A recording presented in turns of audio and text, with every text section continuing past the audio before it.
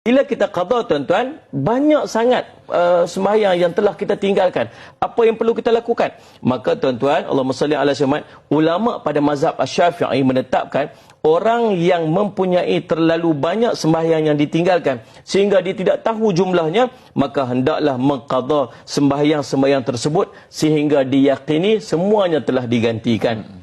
Oleh itu, sesiapa yang meninggalkan sembahyang selama 20 atau 30 tahun, wajib mengqadanya sedikit demi sedikit berdasarkan kemampuan dia. Buat setakat mampu.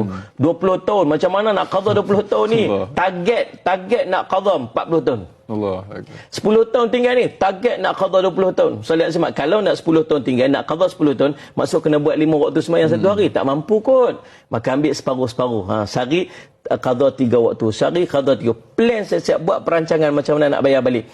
Tiba-tiba dia meninggal dalam keadaan dia sedang membayar, belum sempurna pembayaran tersebut, maka dia sudah dikira oleh Allah mudah-mudahan sebagai orang yang sedang dalam proses untuk membayar hutang.